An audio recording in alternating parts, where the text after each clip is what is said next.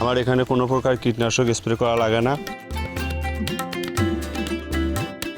বছরে যে কোনো ফসল, সব ধরনের ফসলই এখানে উৎপাদন করা যাচ্ছে।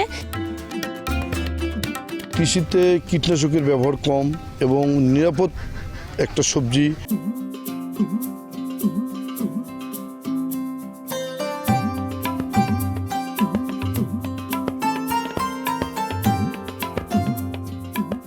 দূর থেকে দেখলে বসতবাড়ি মনে হলেও তা নয়, এটি আধুনিক চাষাবাদের জন্য তৈরি বিভিন্ন সবজির বাড়ি, যার নাম পলিনেট হাউস। কৃষিতে এক নতুন সম্ভাবনার নাম।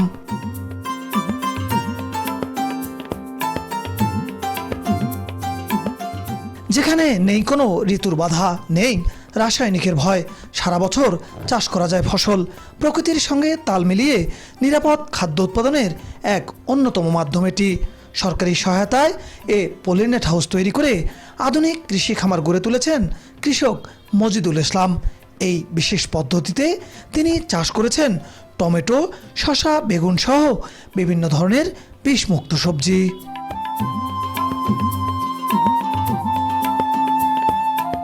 একটি পূর্ণাঙ্গ ঘরের অবকাঠামোতে উপরে পলিথিন, তার নিচে তাপমাত্রা ঠিক রাখতে নেট ও ঘরের চারপাশে পোকামাকড় আসা বন্ধে বিশেষ নেট ব্যবহার করে তৈরি করা হয়েছে এ পলিনেট হাউস।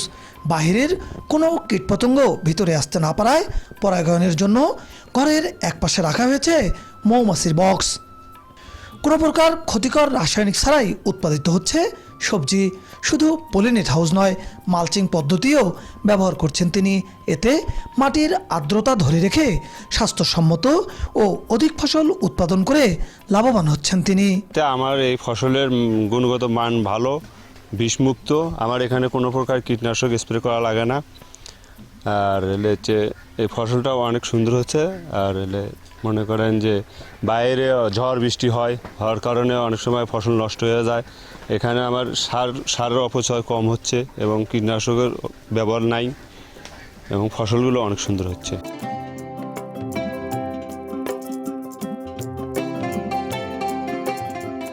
আধুনিক এই পদ্ধতি দেখতে প্রতিদিনই আসছেন আশপাশের কৃষকরা।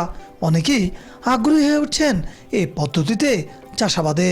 পলি হাউস দিয়া সরকারিভাবে যেভাবে দিয়েছে উদ্যোগ, তাতে মোটামুটি খুব পোকামুক্ত, ভাইরাস মুক্ত, মোটামুটি খুব ভালো ফলন আসে।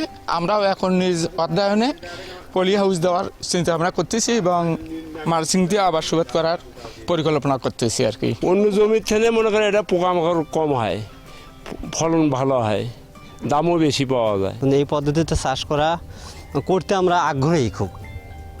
এতে খরচ কম, বেনিফিট বেশি। অল্প খরচে অধিক উৎপাদনের লক্ষ্যেই সরকারিভাবে এই উদ্যোগ, জানান কৃষি কর্মকর্তা।